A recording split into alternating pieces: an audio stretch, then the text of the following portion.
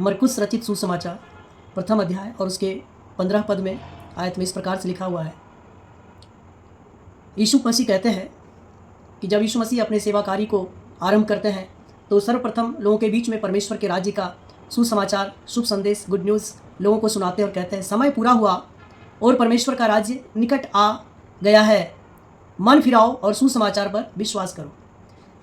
सर्वप्रथम यीशु मसीह जब अपने सेवा कार्य को आरंभ करते हैं तो सर्वप्रथम अपने फॉलोअर्स को, बिलीवर्स को, डिसाइपल्स को, जो प्रभु यीशु मसीह के चेले थे, जो अनुयायी थे, जो प्रभु यीशु मसीह के पीछे पीछे भीड़ चलती थी, उनको शुरुआत में ये संदेश दिया, यह कहा कि परमेश्वर का राज्य निकट आ गया है ना, समय पूरा हुआ है। Now time has come, now the time has come. कौन सा समय आ गया है? चेलों को कहते हैं परमेश्वर का राज्य निकट आ गया है और समय पूरा हुआ है। मतलब जो दुष्ट का जो समय था, दुष्टता का, अंधकार का जो साम्राज्य था, वो अब जा चुका है, या यूँ कहे बिल्कुल जाने वाला है, और जो समय परमेश्वर के राज्य का है वो आने वाला है। यूँ कहे कि वो तुम्हारे बीच में है ना। इसलिए प्रभु यीशु मसीह अपने तमाम जो फॉलोअर्स हैं, जो बिलीवर्स हैं, जो डिसाइपल्स हैं, जो प्रभु यीशु मसीह के चेले हैं, उनसे कहते हैं कि मन फिराओ, क्योंकि परमेश्वर का राज्य निकट है। लोग सोचते थे कि परमेश्वर का राज्य जो है वो सरल नहीं है, वो निकट नहीं है। परमेश्वर का राज्य जो है बहुत ही दुर्गम है, परमेश्वर का राज्य जो है बहुत ही कठिन है, परमेश्वर का जो राज्य है वो मनुष्य के पहुंच से बाहर है। लोग ऐसा सोचते थे, लोगों की ऐसी धारणा थी। तो प्रभु यीशु मसीह ने उनकी धारणा को ठीक किया, उनको नकारा और कहा कि परमेश्वर का राज्य निकट है, परमेश्वर का राज्य तुम्हारे बीच में है। Now it is accessible. अब आप परमेश्वर के राज्य को एक्सेस कर सकते हो, उसमें प्रवेश कर सकते हो। Now it is approachable. अब यह मनुष्य के पहुंच में है, मनुष्य के पहुंच से अब दूर नहीं है परमेश्वर का राज्य, है ना। Now you can experience. अब आप परमेश्वर के राज्य को महसूस कर सकते हो, देख सकते हो आप। लेकिन कैसे? यीशु मसीह कहते हैं कि आपको इसके लिए मन फिराने की आवश्यकता है, आपको इसके लिए मन फिराने की आवश्यकता है, पापों से पश्चाताप करने की आवश्यकता है। इसलिए प्रभु कहते हैं repent for the kingdom of God eight hand. पापों से पश्चाताप करो, रिपेंट करो, आप पापों से मन को फिरा लो, क्योंकि परमेश्वर का राज्य निकट है। आप मन में पाप रख करके, छल कपट, ईर्ष्या, द्वेष, सब प्रकार की दुर्भावनाओं को आप मन में रख करके परमेश्वर के राज्य में आप कदापि प्रवेश नहीं कर पाओगे। इसीलिए प्रभु यीशु मसीह कहते हैं कि आप मन फिरा लो। आप जो परमेश्वर से दूर हो चुके हो, आप जो परमेश्वर से दूर जा चुके हो, आप परमेश्वर के करीब आ जाओ। और परमेश्वर के करीब तभी आ सकते हैं जब आप अपने मन को पाक साफ कर लेंगे, जब आप अपने मन को निर्मल कर लेंगे, है ना।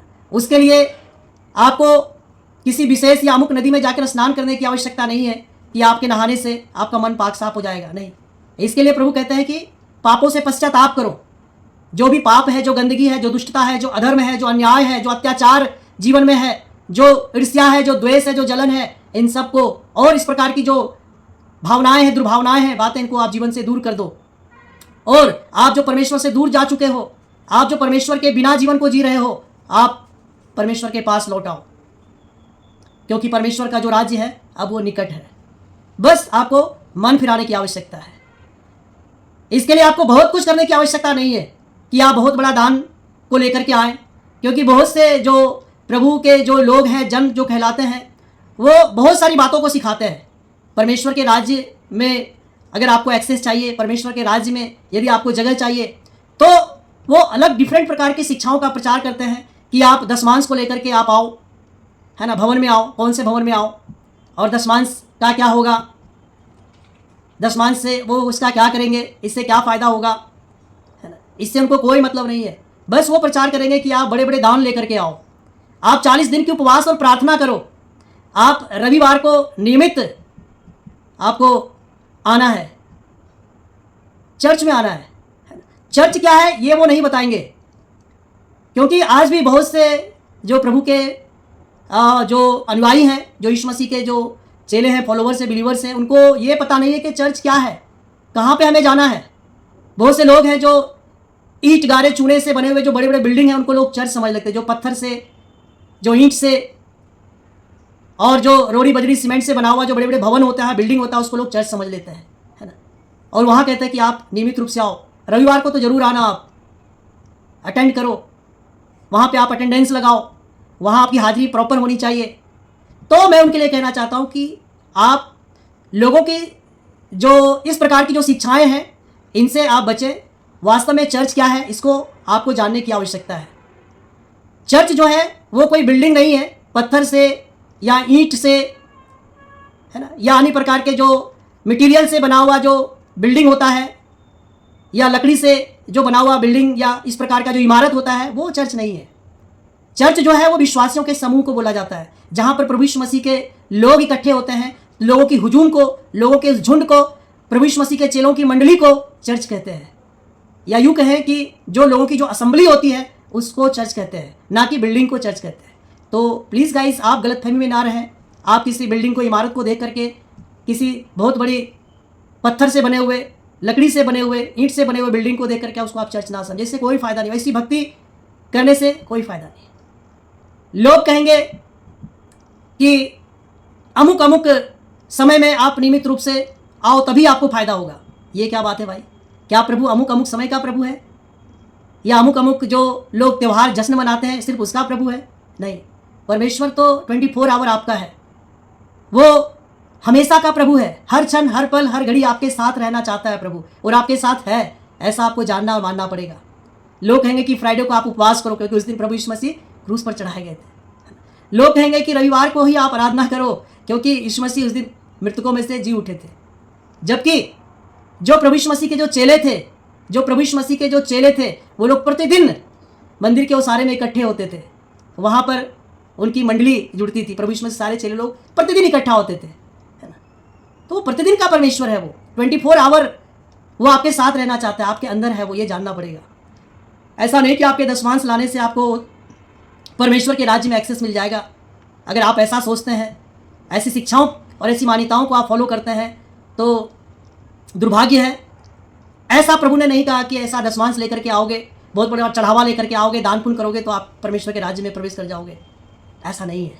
प्रभु ने सिंपल और सरल शब्दों में कहा कि मन फिराओ। यदि आपको परमेश्वर के राज्य का एक्सेस चाहिए तो आपको मन फिराने की आवश्यकता है ना। प्रभु ने ये नहीं कहा कि आप बहुत बड़ा धन दौलत लेकर के आओ, चढ़ावा लेकर के आओ, आप बड़ा उपवास, व्रत उपवास का जीवन जियो, 40 डेज का प्रेयर मीटिंग करो, आप लैंड डेज को मानो, आप गुड फ्राइडे और ईस्टर को सेलिब्रेट करो या क्रिसमस को सेलिब्रेट करो, तो ही आपको परमेश्वर के राज्य में एक्सेस मिलेगा। ऐसा प्रभु ने नहीं कहा। अच्छी बात है, संगति प्रतिदिन करनी चाहिए, जब भी मौका मिले संगति करनी चाहिए, लेकिन अच्छी शिक्षाओं के साथ, खरी शिक्षाओं के साथ। जो यीशु मसीह ने सिखाया नहीं, उन बातों को या उन मान्यताओं को लेकर के संगति करने से भी कोई फ़ायदा नहीं होने वाला है।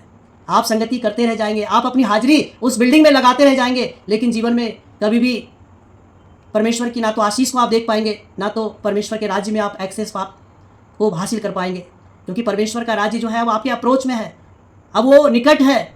परमेश्वर के राज्य को आप एक्सपीरियंस कर सकते हो, बट यीशु मसीह के शिक्षाओं पर चलकर, है ना। यीशु मसीह ने क्या कहा उसको आपको फॉलो करना है ना।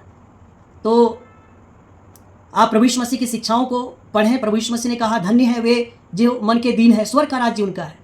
तो आप देखिए, अगर मन में किसी प्रकार का घमंड है तो उस घमंड का आप तत्काल प्रभाव से त्याग करें, क्योंकि आप घमंडी मन को लेकर के, आप ईगो को रख करके परमेश्वर के राज्य में प्रवेश करेंगे, ये संभव नहीं है। क्योंकि परमेश्वर ने कहा धन्य है वे जो मन के नम्र है, धन्य है वे जो मन के दीन है। तो परमेश्वर दीनता की बात करते हैं, वो हमें नम्र बनाना चाहते हैं, है ना।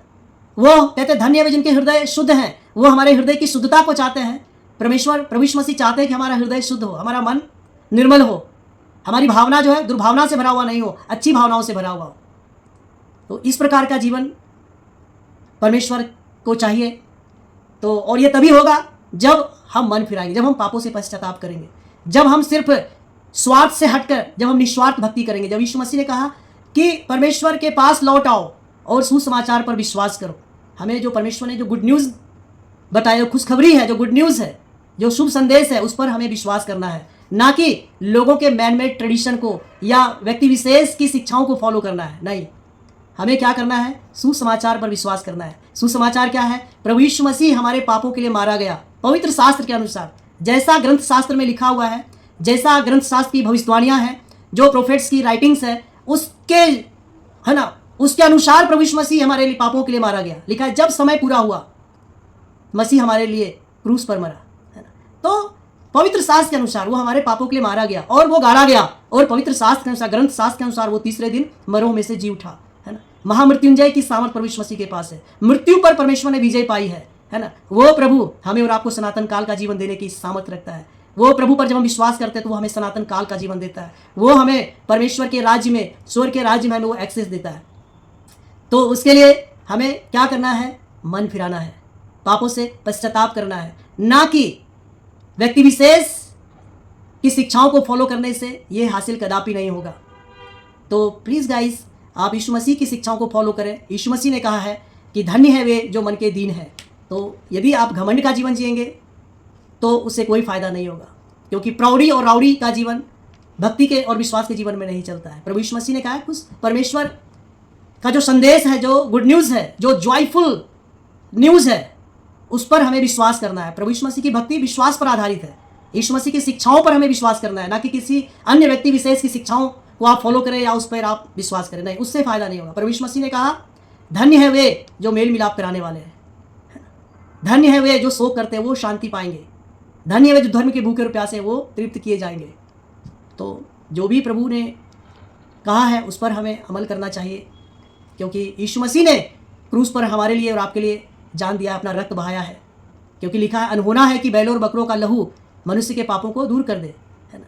अनहोना था ये, पर संभव नहीं था। इट इज़ इम्पॉसिबल, असंभव था ये कि the blood of bulls and gods take away sins, कि बैलों और बकरों का लहू मनुष्य के पापों को दूर कर दे, ये असंभव था। क्योंकि पुरानी जो व्यवस्था है उसमें ऐसा प्रावधान था कि मनुष्य जानवरों की बलि करते थे, उसका लहू बहाते थे कि मनुष्य के जो पाप है वो क्षमा किए जाए, और ये रिपीटेशन होता था। हर साल ये इस कार्य को करना पड़ता था, हर साल। तो वो असंभव था। अगर बैलों और बकरों के लहू में इतना ताकत होता है कि मनुष्य के पापों को दूर कर दे, तो वो रिपीट नहीं करते, हर साल जानवरों की बलि वो नहीं चढ़ाते। इसलिए वो असंभव था। वो सिर्फ एक छाया मात्र था, वो सिर्फ प्रतीक था कि बिना लहू बहाए पापों की क्षमा नहीं है। वो सिर्फ एक प्रतीक था, एक सिंबॉलिक था। लेकिन असली जो लहू बहाया है वो परमेश्वर के पुत्र ने, वो यीशु मसीह ने बहाया है। एक ही बार में सबके पापों के लिए उसने अपना लहू बहाया। और जो कोई भी उस बलिदान पर, प्रभु यीशु मसीह के लहू पर विश्वास कर लेता है कि यीशु मसीह ने हमारे पापों के लिए अपना लहू बहाया है, उसके पाप क्षमा कर दिए जाते हैं, है ना। और उसे स्वर्ग के राज्य में एक्सेस मिलता है। तो क्या है ये? प्रभु यीशु मसीह के बलिदान पर विश्वास करने का मतलब है कि मनुष्य तभी विश्वास करता है जब वो मन फिरा लेता है, तभी वो यीशु मसीह के उस बलिदान पर विश्वास करता है, यीशु मसीह की शिक्षाओं को वो फॉलो करने लग जाता है, और उसका जीवन तत्काल प्रभाव से बदल जाता है। फिर वो व्यक्ति पहले जैसा नहीं रहता है।